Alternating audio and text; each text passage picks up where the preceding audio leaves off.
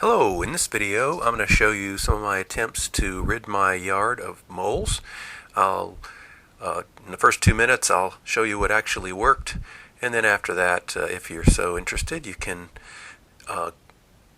listen to me chat about some other things I tried, like trying to get rid of the grubs, trying a different mechanical trap, trying bait worms, trying to use some sprinkling stuff on the surface that's supposed to make it unpleasant for them, and finally this mechanical trap. So this is the trap that worked, and this is me setting the trap. So I had already scoped out where the active trails were. I was very familiar with it because I've been fiddling around with this for quite a while with all these different techniques, but finally got this trap and thought I'd give it a try. It looked like it disrupted the ground around the active run less than the other mechanical trap that I'll show you later if you want to stick around for that. Anyway, this one goes in. Show you at the end of this video, very detailed about how this trap actually works, and some close-ups of pictures of how it works. But this is just me setting the trap, and this is the first time I set the trap and the last so far. This activity was yesterday or the day before. So anyway, you just press your foot down on that, and if the yellow thing is popped up, which it is, that means something triggered it. And so this is me just pulling it out of the ground, and lo and behold, there is a mole. So in less than 2 minutes, you got a mole in this video.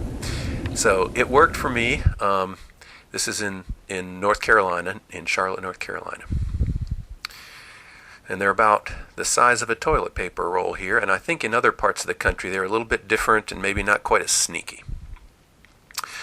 So anyway, the rest of the video is just about some things that I tried, and then the end of the video is more detail about this particular mechanical trap that I purchased. So getting rid of grubs. So I put the grub control on there, but it's in a sort of an area that floods occasionally, and it seemed to be sort of overkill and not so great for the environment, and it's sort of expensive, and I'm not so sure how effective it was. Maybe a little bit of effectiveness. So I decided I'd try something else, and I bought these mechanical traps, and these supposedly are good, but I couldn't get them to work. I tried and tried and tried and get them to work, and I was not able to. You have to dig a big hole. They're like 15 inches long, and so you have to dig yourself a pretty sizable hole along the path of a run, which is disruptive. And then what the moles did was they just buried the trigger mechanism and burrowed around it every time. And it was not just once or twice. It was like I tried to set these things 5 or 6 times and was never able to get a mole with this. And you have to dig out this huge chunk of earth in order to set them, because the moles could come either way on the run. So you have to put one way and one the other way. So anyway, unsuccessful with that. So I thought, well, let's try these bait worms. And so I got this thing, and in this video I'm not using gloves, but I'm not handling the worm either. But I had different ways of trying to, with as little disruption as possible, get the worm into the tunnel. So in this case, I've got some plastic rods, and I've got a pin in the end of that particular rod, and so I'm never touching the worm, and I'm trying to keep my human scent off as much as possible. And like I said, in a lot of the attempts with these worms, I did use gloves, and I actually touched the worm with the glove. I might have had one worm. I might have poisoned one mole with this technique, but I used out of the 20 worms, I think I probably used 15 of them or something, and I might have gotten one. So that's my story with the bait worms. This one mole was very elusive. He just didn't want to eat the worm. So then I was going on vacation, so I couldn't deal with them on a daily basis. So I decided, well, let me just try these granules. So I put these granules down at a rate actually a little bit even thicker than it called for on the packaging. and watered it in with the sprinkler carefully. And I thought, okay, well, if it's going to work when I come back from vacation, I should have, well, maybe a little bit less activity. But it was crazy activity, so that didn't work at all. And last summer, I did get lucky with the shovel. I happened to see some dirt moving, and I just stomped on it, and I dug up a mole and killed him.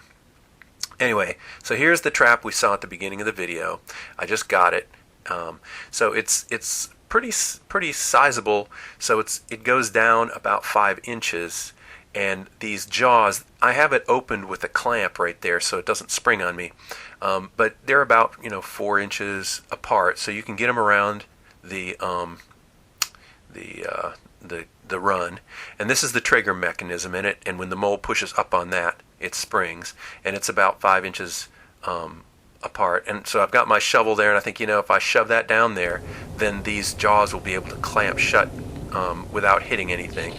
So it says in the instructions you may not have to use the shovel, but I think you probably should, because you want them to clamp shut without getting stuck on anything. And I did cut through a few roots. So this is the full-length video of me, the uncut version of me setting this trap. And I think it's me sort of deciding, well, visualizing where is that run, where is that tunnel, trying to get this in there without with as little disruption as possible, because they're very suspicious, I believe, these moles. If they see something different, especially with my experience with the cinch traps, they just, as soon as they realized there was something different, they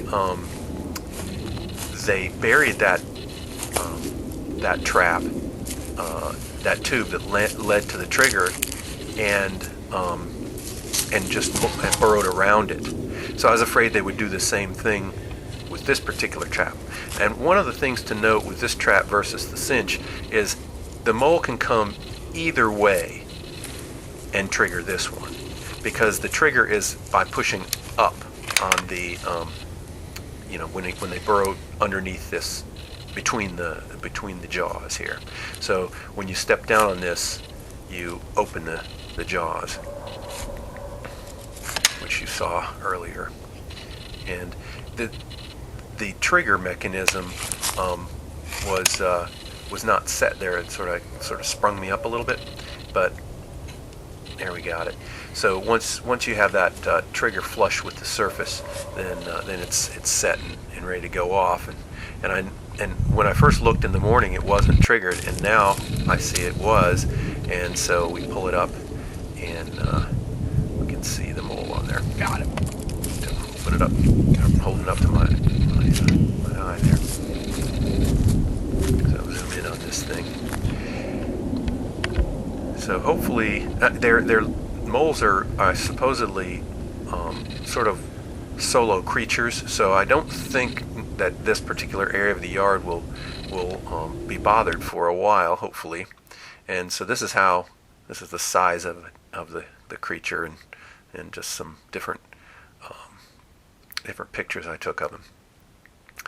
So I didn't know if there were people in other parts of the country that have moles of different sizes. I thought that maybe these moles were a little bit smaller than some of them, and they don't push up mounds here in my yard anyway.